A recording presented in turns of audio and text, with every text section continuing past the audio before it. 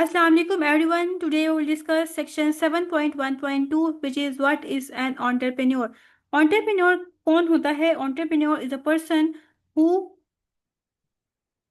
starts or own a business, organizes and manages it, take financial risk to earn profit. Entrepreneur basically एक ऐसा person है जो business को run करता है और बिजनेस को स्टार्ट करता है।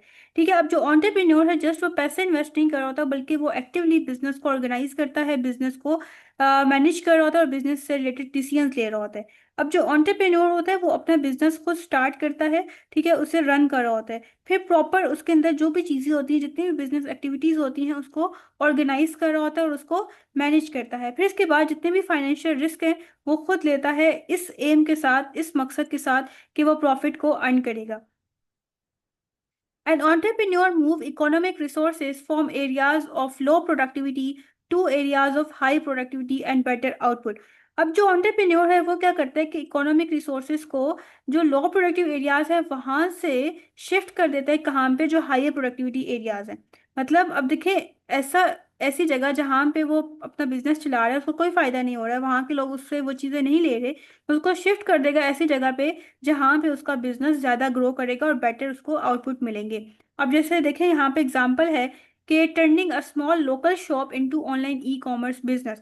एक लोकल शॉप थी पहले उसकी और उसने फिर उसको कन्वर्ट कर दिया एक ऑनलाइन बिजनेस में, कि लोग जो हैं अब वो ऑनलाइन ऑर्डर कर सकते हैं और वो फिर ऑनलाइन अपने प्रोडक्ट्स सेल करेगा। ओके, अब नेक्स्ट है हमारे पास entrepreneurial personality. Research had tried for many years to clearly define the entrepreneurial personality. अब जो पर्सन है जो बिजनेस को रन कर रहा है, स्टार्ट कर रहा है, ठीक है, उसकी पर्सनैलिटी कैसी होनी चाहिए। तो जो रिसर्चर्स हैं उन्होंने बहुत से रिसर्च की और उन्होंने बहुत से उसके करेक्टरिस्टिक्स फाइंड आउट की कोशिश की कि जो entrepreneur तो उसके अंदर कौन कौन सी ट्रेड्स होती हैं, कौन कौन सी करेक्टरिस्टिक्स होती हैं, कौन सी खसूसियात होती हैं जिसकी वजह से वो अपने बिजनेस को सक्सेसफुल बनाता है। Their findings show entrepreneurs share some common trades.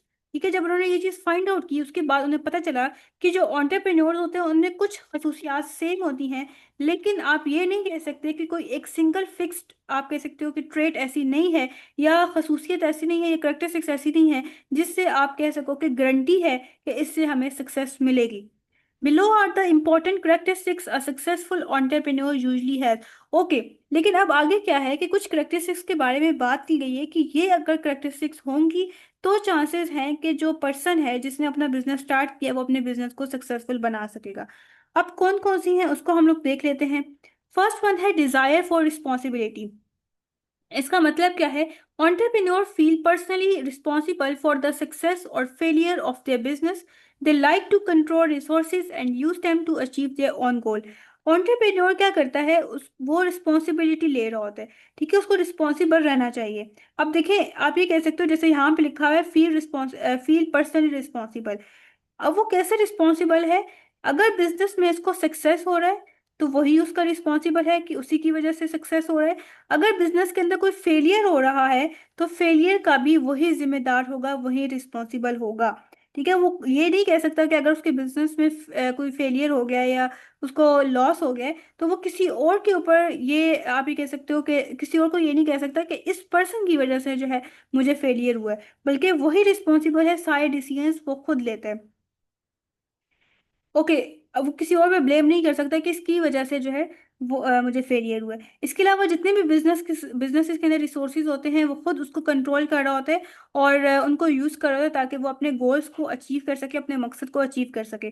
जैसे यहाँ पे एग्जांपल है, a founder personally manages finances instead of blaming other. ठीक है, वो जितने भी फाइनेंसेस हैं वो खुद उनको पर्सनली मैनेज कर रहा है। जो फाउंडर है जिसने वो अपना बिजनेस स्टार्ट किया है वो दूसरों पे ब्लेम नहीं कर सकता कि इस पर्सन, स्पेसिफिक पर्सन की वजह से मुझे लॉस हुआ है। नेक्स्ट नेक्स्ट वन है preferences for moderate risk. Okay, entrepreneur are not careless risk taker, they they take plan and calculated risk. अब जो entrepreneur है वो कभी भी केयरलेस बिहेवियर शो नहीं कर सकता रिस्क के मामले में। ठीक है, अब वो क्या करेगा, वो प्रॉपर रिस्क को कैलकुलेट करेगा कि मुझे कितना लॉस हो सकता है। ठीक है, या जब वो इस चीज को कैलकुलेट कर लेगा उसके बाद फाइंड फाइंड आउट करेगा कि कैसे इस रिस्क को कम से कम किया जा सके, उसके बारे में उसने प्रॉपर प्लानिंग करनी है। फिर जो भी वो एक्शन लेने वाला है, जो भी सिचुएशन है, उसको प्रॉपर तरीके से एनालाइज करेगा, उसके बाद वो एक्शन लेगा। अब जैसे आप ये कह सकते हो, जैसे यहाँ पे भी एग्जांपल है, launching one product first instead of many, कि पहले आप एक प्रोडक्ट लॉन्च करो, उसके बाद उसको टेस्ट कर लो कि क्या लोग उसको बाय कर रहे हैं, या लोगों की उससे नीड पूरी हो रही है या नहीं हो रही। उसके बाद आप जो है बाकी पैसे इन्वेस्ट करो बाकी प्रोडक्ट्स को बनाने में। ये ना हो कि आप इतने ज़्यादा प्रोडक्ट्स बना लो और बाद में कोई उसको ले ही ना। फिर नेक्स्ट है हमारे पास self reliance. Entrepreneurs perform many roles themselves, especially at the start. They work even with limited resources. अब जो entrepreneur है वो शुरू में बहुत से टास्क परफॉर्म कर रहा होता है, क्योंकि शुरू में उसके पास इतने पैसे नहीं होते कि वो उसके लिए वर्कर्स हायर करे, बल्कि उसको खुद काम करना पड़ता है। उसके पास लिमिटेड रिसोर्सेज होते हैं, लिमिटेड पैसे होते हैं उसके पास, और बाकी चीज़ें भी कम से कम होती हैं, और उसी लिमिटेड रिसोर्सेज में उसने काम करना होता है। They accept responsibility and do not depend on other. जितनी भी रिस्पॉन्सिबिलिटी है उसको खुद एक्सेप्ट करनी है, उसको सारे काम खुद करने हैं, वो किसी और पर डिपेंड नहीं कर सकता। They continue their work even when people criticize or laugh at their ideas. जब आप शुरू में अपना आइडिया दूसरों को बताते हो, जब अपना बिजनेस स्टार्ट करते हो, तो लोग बहुत सी बातें बना रहे होते हैं, आपके ऊपर क्रिटिसिज्म कर रहे होते हैं, आपके ऊपर तनकीद कर रहे होते हैं, आपके ऊपर हंस रहे होते हैं, लेकिन आपने सबको बर्दाश्त करना है और अपने बिजनेस की तरफ आपने फोकस करना है, अपने काम को कंटिन्यू रखना है। आपने कभी भी गिव अप नहीं कर जाना कि लोग हंस रहे हैं तो मुझे यहाँ पे अपने काम को छोड़ देना चाहिए। जैसे एग्जाम्पल है, a startup owner handling marketing sales and customer support alone.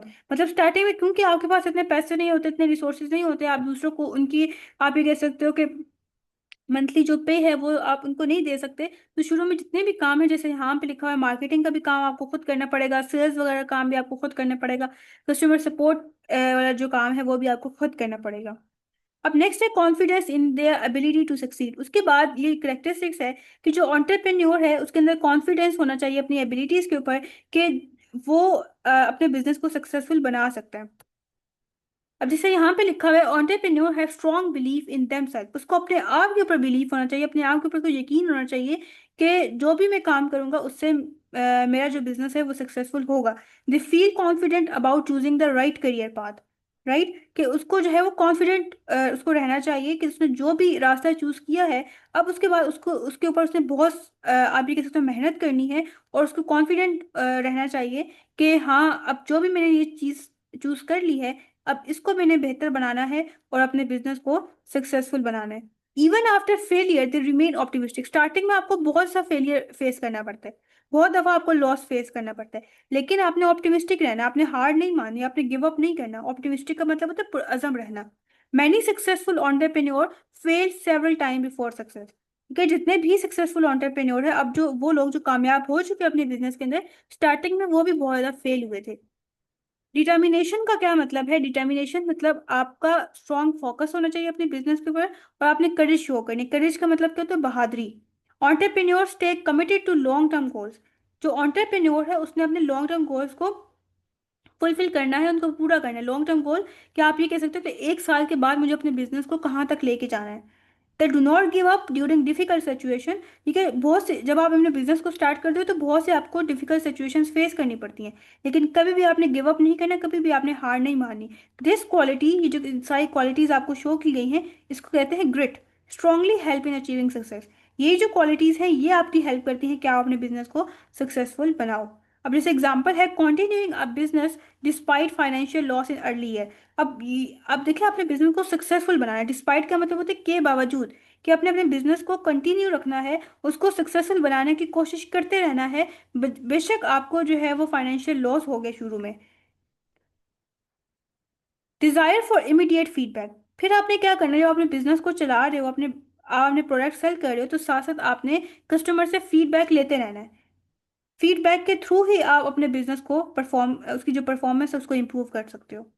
Entrepreneurs like to know how well their business is performing. They actively seek feedback. उसको हर वक्त फीडबैक के बारे में देखना है, और उसको कंसिडर करना है, उसको पढ़ना है, उसके अकॉर्डिंग अपने प्रोडक्ट्स को इम्प्रूव करना है। Feedback help them improve performance. जैसे अभी मैंने बात की है कि इससे क्या होता है, जो बिजनेस की परफॉर्मेंस है वो इम्प्रूव हो रही होती है। It motivate them to set higher standard. ये आपको मोटिवेट करता है आप अपने स्टैंडर्ड्स को हाई करो। स्टैंडर्ड्स हाई करने का क्या मतलब है? जैसे अभी फॉर एग्जांपल आपने एक शॉप ओपन की है और उसकी एक ब्रांच है, तो अब जैसे जैसे आप फीडबैक लोगे, लोग आपको अच्छा फीडबैक देंगे, आपके प्रोडक्ट की तारीफ करेंगे, तो ऑब्वियसली आपका दिल करेगा कि मैं अब इसकी नई नई ब्रांचेस ओपन कर लूँ। जैसे एग्जांपल है, checking customer review to improve services quality. ठीक है, आपने कस्टमर के रिव्यूज पढ़ने हैं, उनको देखने के उनके अंदर कोई कंप्लेन तो नहीं है, या आपके प्रोडक्ट की वो तारीफ कर रहे हैं या कंप्लेन कर रहे हैं, ताकि उसके अकॉर्डिंग आपने जो प्रोडक्ट्स हैं उनकी सर्विसेज को, सॉरी, जो आपके प्रोडक्ट्स या सर्विसेज की क्वालिटी को आप इम्प्रूव करो। नेक्स्ट है हाई लेवल ऑफ एनर्जी। मतलब बहुत ज़्यादा एनर्जेटिक होना चाहिए जो एंटरप्रेन्योर है, क्योंकि उसको बहुत सा काम करना होता है। जो एवरेज लोग होते हैं, या आप ये कह सकते हो जो अपना बिजनेस नहीं चला रहे, जस्ट जॉब कर रहे हैं, उनके मुकाबले में जो एंटरप्रेन्योर है जिसने अपना बिजनेस स्टार्ट किया है, उसको ज़्यादा एनर्जेटिक होना है। Starting a business required long term hours and hard work. Starting में क्या होता है, क्योंकि स्टार्टिंग में आपको इतनी ज़्यादा समझ नहीं होती है अपने बिजनेस की, तो आपको बहुत हार्ड वर्क करना पड़ता है, आपको काफ़ी टाइम तक काम करते रहना होता है। High energy help them handle pressure and workload. ठीक है, हाई एनर्जी ही आपकी हेल्प करती है कि आप प्रेशर को हैंडल कर सको, आप वर्कलोड को हैंडल कर सको, क्योंकि स्टार्टिंग में बहुत काम होता है और बहुत से काम आपने खुद करने होते हैं। बाद में तो ये होता है कि जैसे जैसे आपको प्रॉफिट होता जाता है, जैसे जैसे जो है वो पैसे आपके पास ज़्यादा आते जाते हैं बिजनेस को चलाने की वजह से, तो फिर आप क्या करते हो, आप वर्कर्स हायर कर लेते हो। लेकिन स्टार्टिंग में आपके पास इतने पैसे नहीं होते कि आप वर्कर हायर करो और उनको जो है मंथली बेसिस पे आप पे करते रहो। Hard work is normal part of entrepreneurship. Hard work जो है वो एंटरप्रेन्योरशिप का एक इम्पॉर्टेंट फैक्टर है या इम्पॉर्टेंट पार्ट है, एक नॉर्मल पार्ट है। जिस एग्जाम्पल है working late nights to meet deadline. Deadline क्या होता है? देखिए, जैसे फॉर एग्जांपल हमें किसी ने कहा है कि आपने 1 मंथ में ये प्रोजेक्ट बना के देना है, तो डेडलाइन क्या है, 1 मंथ की है। मतलब फॉर एग्जांपल आज आप ये कह सकते हो कि 12 फेब है, तो डेडलाइन हमारे पास, मतलब उन्होंने हमें कहा है कि आपने 20 फेब तक जो है हमें ये प्रोजेक्ट कंप्लीट करके देना है। तो ये जो 20 फेब है, ये हमारे पास क्या है, डेडलाइन है। अब नेक्स्ट है हमारे पास फ्यूचर अपॉर्चुनिटीज। जो एंटरप्रेन्योर है उसका फोकस किसकी तरफ होना चाहिए, फ्यूचर अपॉर्चुनिटीज की तरफ होना चाहिए। जैसे फॉर एग्जांपल वो देखे कि क्या क्या अपॉर्चुनिटी है, मैं किस तरह से अपने बिजनेस को आगे फ्यूचर में एक्सपेंड कर सकता हूँ, कैसे उसको बेहतर बना सकता हूँ। They think more about tomorrow than yesterday.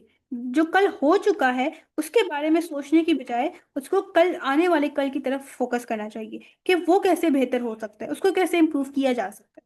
They are not satisfied with past success. ठीक है, उसको पास्ट में जो भी सक्सेस मिल गई, कामयाबी मिल गई, उसको ये नहीं देखना कि बस ठीक है वो मुतमिन हो जाए कि हाँ ठीक है मुझे कामयाबी मिल गई, उसके बाद मुझे कोई मेहनत नहीं करनी, बल्कि उसको अपनी मेहनत को कंटिन्यू रखना है और आगे ज़्यादा से ज़्यादा चीज़ें अचीव करने की कोशिश करनी है, ज़्यादा से ज़्यादा अपने बिजनेस को इंप्रूव करने की कोशिश करनी है। जैसे एग्जाम्पल है expanding physical shop into an online. कि अभी आपकी जस्ट फिजिकल शॉप है, उसके बाद आप उसको एक्सपेंड कर रहे हो और ऑनलाइन भी आप चीज़ें डिलीवर कर रहे हो। नेक्स्ट आता है स्किल एट ऑर्गेनाइजिंग। इसका क्या मतलब है? It means that an entrepreneur know how to arrange people task and resources properly. अब जो एंटरप्रेन्योर है उसको इस चीज़ के बारे में नो हाउ हो कि किस तरीके से लोगों को अरेंज करना है। अब जैसे फॉर एग्जांपल आप अपना बिजनेस स्टार्ट करो, उसके अंदर आपके पास जो है वो 5 एम्प्लॉयज़ हैं, कैसे उनके अंदर जो है वो काम को डिवाइड करना है, कैसे टास्क असाइन करने हैं, किसको क्या काम देना है, आपने प्रॉपर इन चीज़ों को एनालाइज करना है और इन चीज़ों को अरेंज करना है। कितने आपके पास रिसोर्सेज हैं, आपने उन रिसोर्सेज को कैसे डिवाइड करना है, इसके बारे में आपको देखना है। स्टार्टिंग का business from zero is like joining PCs of large puzzle. उन्होंने एक एग्जांपल दे दी है कि जब आप बिजनेस को बिल्कुल स्टार्ट करते हो जीरो से, तो इस तरह से कि जैसे एक गेम होती है जिसमें आपने पजल ज्वाइन करने होते हैं और लास्ट में जाके वो कोई ना कोई चीज़ बनती है, सिमिलरली बिजनेस में भी यही चीज़ है। अब यहाँ पे जो पीसीस की बात की जा रही है, इसका मतलब है कि जो वर्कर्स हैं, जॉब है, रिसोर्सेज, उनको कैसे आपस में ज्वाइन करना है, किसको क्या टास्क असाइन करना है, जो उनकी प्लेसमेंट है वो करेक्ट होनी चाहिए। अब फॉर एग्जांपल जिसको जो है वो डॉक्यूमेंटेशन आती है, डॉक्यूमेंट बनाने आता है, ताकि वो पर्सन उसको वही काम दिया जाए। ऐसा ना हो कि जिसको जो काम आता है वो मिले ही ना। Entrepreneurs know who is suitable for which task. कि कौन सा बंदा किस काम के लिए ठीक है, ये एंटरप्रेन्योर को पता होना चाहिए। How to combine people and job effectively. किस तरीके से लोग और जॉब को आपस में कंबाइन करना है। Good organisation help entrepreneur turn their ideas and dream into real business. जो गुड ऑर्गेनाइजेशंस होती हैं, जो अच्छे अच्छे इंस्टीट्यूट होते हैं, वो एंटरप्रेन्योर की हेल्प करते हैं कि जो उनका आइडिया है, ठीक है, जो उनका ख्वाब है, उसको कैसे रियलिटी में कन्वर्ट करना है, कैसे रियल बिजनेस के अंदर उसको कन्वर्ट करना है। लास्ट वन है value of achievement over money. मतलब देखें, आपने क्या चीज़ अचीव की है उसकी वैल्यू ज़्यादा होनी चाहिए एज कंपेयर टू पैसे।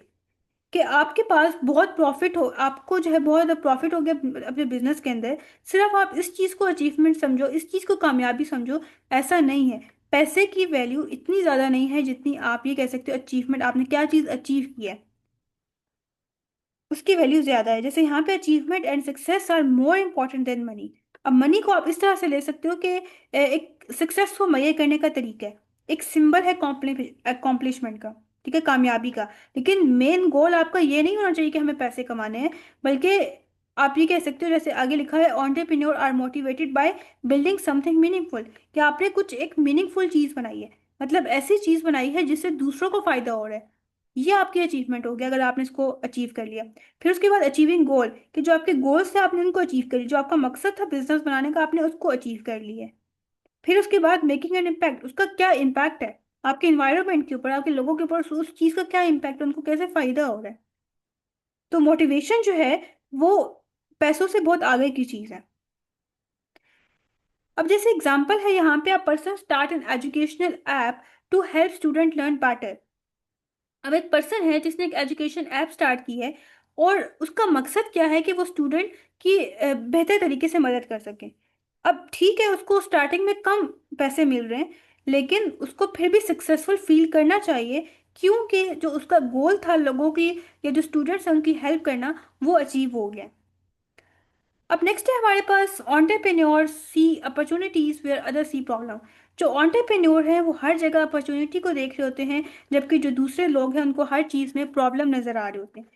और जो एंटरप्रेन्योर है वो प्रॉब्लम में भी कोई ना कोई अपॉर्चुनिटी देख लेते हैं। Entrepreneurs have the ability to see opportunities in situation where most people see only problem or nothing useful। ठीक है, जो ऑन्टरप्रेन्योर है उनकी एक एबिलिटी होती है कि वो क्या करते हैं, वो अपॉर्चुनिटीज देख रहे होते हैं हर सिचुएशन के अंदर, कि क्या जो है पॉजिटिव इसके अंदर अपॉर्चुनिटी है, किस तरीके से हम अपने बिजनेस को जो है वो ग्रो कर सकते हैं, कैसे हम अपने बिजनेस को जो है वो एक्सपेंड कर सकते हैं। वो हर जगह ये चीज़ें देख रहे होते हैं, प्रॉब्लम के अंदर भी यही चीज़ें फाइंड आउट कर रहे होते हैं। जबकि दूसरे लोग क्या करते हैं, उन्हें यही लग रहा होता है कि बस ये प्रॉब्लम है, इसमें हम लोग कुछ भी नहीं कर सकते, या जो हमारा बिजनेस चल रहा है या जो हम काम कर रहे हैं ये भी अब रुक जाएगा। Because of this different way of thinking, people may laugh or at criticize their ideas। क्योंकि इनका ये डिफरेंट वे होता है सोचने का, हर चीज़ को वो डिफरेंट वे में सोचते हैं बाकी लोगों से, जिसकी वजह से जो बाकी लोग होते हैं वो उसके ऊपर हंस रहे होते हैं, वो क्रिटिसाइज कर रहे होते हैं उनके आइडिया के ऊपर, वो उनको पागल समझ रहे होते हैं। लेकिन एट द एंड क्या होता है, उनका बिजनेस सक्सेसफुल हो जाता है, वो अपने आइडिया को सक्सीड कर देते हैं और बहुत बढ़िया वो कामयाबी हासिल कर लेते हैं। जैसे एग्जाम्पल है, during the covid lockdown many people saw only business losses. ठीक है, अब जब कोविड आया तो सब लोगों ने यही कहा कि अब जितने भी हमारे बिजनेसेस हैं, जितने भी हमारे कारोबार हैं, वो खत्म हो जाएंगे। लेकिन एंटरप्रेन्योर ने उसके अंदर भी अपॉर्चुनिटी देखी। उसने कहा कि जो मेरा बिजनेस है मैं इसको ऑनलाइन डिलीवरी सर्विस प्रोवाइड कर देता हूँ, जिससे क्या होगा कि मेरा बिजनेस एक्सपैंड करेगा। अब जैसे मास्क का बिजनेस है तो उसने मास्क वगैरह सेल करने लग गया। तो इससे क्या होता है कि उसको फिर सक्सेस मिलती है। जैसे यहाँ पे लिखा हुआ है, but entrepreneur started online delivery services and mask businesses which letter became successful. कि जो एंटरप्रेन्योर है उसने ऑनलाइन डिलीवरी सर्विसेज स्टार्ट कर दी या मास्क का बिजनेस स्टार्ट कर लिया, जिससे क्या हुआ, बाद में वो सक्सेसफुल हो गया। लास्ट है हमारे पास बेनिफिट्स ऑफ एंटरप्रेन्योरशिप। एंटरप्रेन्योरशिप के बेनिफिट्स क्या क्या हैं। Entrepreneur start and manage their own business to achieve many benefits because of their personal qualities. उनकी पर्सनल क्वालिटीज़ की वजह से वो बहुत कुछ अचीव कर लेते हैं, वो अपने बिजनेस को स्टार्ट करते हैं और मैनेज कर रहे होते हैं, और उसके बाद जो है वो वहाँ से बहुत प्रॉफिट अर्न करते हैं और बहुत बेनिफिट्स अचीव कर रहे होते हैं। अब इसके अंदर क्या क्या हो सकते हैं, having control over their own life and decision. मतलब जो एंटरप्रेन्योर होता है ना, जैसे हमने स्टार्टिंग में बात की कि वो अपना खुद का बॉस होता है, तो इसलिए बहुत इंपॉर्टेंट होता है कि वो डिसीजंस ले अपने बिजनेस के बारे में। जैसे कितने घंटे काम करना है, हमारे बिजनेस गोल क्या है, क्या स्ट्रैटेजीज हैं जिसके थ्रू हम लोग अपने बिजनेस को सक्सेसफुल बना सकते हैं। वो बिल्कुल आज़ाद होते हैं, वो किसी पर डिपेंड नहीं कर रहा होता है, और अपने बिजनेस से रिलेटेड जितने भी डिसीजन है वो खुद ले रहा होता है। नेक्स्ट है हमारे पास, making a positive difference in society. जो एंटरप्रेन्योर होता है वो हमेशा नए प्रोडक्ट्स इंट्रोड्यूस करवा रहा होता है और सर्विसेज, जिससे क्या होता है, जो सोसाइटी के अंदर जितने प्रॉब्लम्स हैं वो सॉल्व हो रहे होते हैं। वो जॉब अपॉर्चुनिटीज़ को क्रिएट कर रहा होता है और जो स्टैंडर्ड ऑफ लिविंग है उसको इम्प्रूव कर रहा होता है, जिससे क्या होता है, सोशल डेवलपमेंट में हेल्प हो रही होती है। नेक्स्ट वन है feeling satisfied, self satisfied and fulfilled. अब जो अपना बिजनेस चला रहा होता है, अगर उसका बिजनेस सक्सेसफुल होता है तो बहुत ज़्यादा सेटिस्फाई फील करोगे, अपने आप से बहुत ज़्यादा मुतमईन होता है, ठीक है, कॉन्फिडेंट होता है। फिर नेक्स्ट वन है अर्निंग अनलिमिटेड प्रॉफिट। अब जैसे हम लोग जॉब की बात करें तो वहाँ पे आप ये कह सकते हो कि आपकी एक फिक्स सैलरी होती है, आप जितनी मर्जी मेहनत करो। लेकिन जब आप अपने बिजनेस को चलाते हो तो फिर आपको अनलिमिटेड प्रॉफिट होता है, जितनी ज़्यादा आप मेहनत करोगे उतना ज़्यादा आपको पैसा मिलेगा। फिर नेक्स्ट है कंट्रीब्यूटिंग टू इकोनॉमिक ग्रोथ। अब जो एंटरप्रेन्योर्स होते हैं वो बहुत इंपॉर्टेंट रोल प्ले कर रहे होते हैं इकोनॉमिक डेवलपमेंट में। वो जॉब्स क्रिएट कर रहे होते हैं, वो प्रोडक्शन को इंक्रीज कर रहे होते हैं, वो नेशनल इकोनॉमी में कंट्रीब्यूट कर रहे होते हैं टैक्स वगैरह पे करके। फिर जैसे जो भी आप बिजनेस चलाते हो ना तो उसका आपको टैक्स पे करना पड़ता है। उससे क्या होता है कि जो पाकिस्तान की इकोनॉमी है जैसे, उसमें उसको भी फायदा मिल रहा है। फिर उसके बाद है doing work they enjoy and passionate about. जो एंटरप्रेन्योर होते हैं वो हमेशा अपना जो बिजनेस स्टार्ट कर होते हैं उसमें वो इंटरेस्ट के अकॉर्डिंग अपना बिजनेस स्टार्ट करते हैं। जहाँ पे वो काम को एंजॉय कर सकते हैं उसके अकॉर्डिंग वो बिजनेस को स्टार्ट करते हैं। आगे इसके कुछ ड्रॉबैक्स हैं। ड्रॉबैक्स मतलब उसके क्या क्या नुकसान हो सकते हैं, डिसएडवांटेज कौन कौन से हैं। जैसे यहाँ पे uncertain income specially in early stage. जब आप अपने बिजनेस को स्टार्ट करते हो ना तो स्टार्टिंग फेज में क्या होता है कि आपको नहीं पता होता कि आपको लॉस होगा या प्रॉफिट होगा। तो वो अनसर्टन चीज़ होती है, मतलब कुछ कंफर्म नहीं होता। फिर है risk of losing invested money, कि आपको हर वक्त खतरा रहता है कि जो पैसे आपने लगाए हैं अपने बिजनेस में इन्वेस्ट किए हैं उसमें आपको लॉस हो सकता है। Long working hour and hard work, starting में फिर आपको बहुत ज़्यादा मेहनत करनी पड़ती है, काफ़ी घंटे आपको काम करने पड़ते हैं। फिर उसके बाद आता है lower quality of life until the business become stable. जब तक आपका बिजनेस सक्सेसफुल नहीं हो जाता, स्टेबल नहीं हो जाता, आपको बेहतर तरीके से प्रॉफिट आना स्टार्ट नहीं होता, तब तक जो आपकी अपनी क्वालिटी ऑफ लाइफ है वो खराब होती है, क्योंकि आप अपनी लाइफ के ऊपर पैसे नहीं लगा रहे होते बल्कि आप अपने बिजनेस के ऊपर पैसे लगा रहे होते हो। फिर उसके बाद है हाई स्ट्रेस लेवल। स्टार्टिंग में क्या होता है क्या आपको जो है वो पैसे मतलब आपको लॉस होने का खतरा होता है, जिसकी वजह से आपको बहुत स्ट्रेस फील हो रहा होता है, एग्जाइटी फील होती है, आप बहुत जहनी दबाव का शिकार होते हो, आप बहुत परेशान होते हो। फिर लास्ट वन है for responsibility of all decision. ठीक है, आप जो भी डिसीजन ले रहे हो आप ही उसके रिस्पॉन्सिबल हो, आप ही उसके जवाब दे हो। जैसे बहुत अगर लॉस हो गया तो वो आपकी वजह से होगा, अगर प्रॉफिट है तो वो आपकी वजह से होगा। अब इसके एग्जाम्पल है a new shop owner work all day but earn little profit in the beginning and feel stress. कि अब एक न्यू शॉप ऑनर है जो पूरा दिन काम कर रहा है लेकिन उसको बहुत कम प्रॉफिट हो रहा है शुरू में, जिसकी वजह से वो बहुत ज़्यादा स्ट्रेस फील कर रहा है। यहाँ पे ये एंड हो गया। आई होप सो आज के लेक्चर आपको समझ आया होगा। इन केस फिर भी कोई क्यूरी है तो आप कमेंट सेक्शन में पूछ सकते हैं। इंशाल्लाह नेक्स्ट लेक्चर में हम लोग 7.1.3 को कवर करेंगे।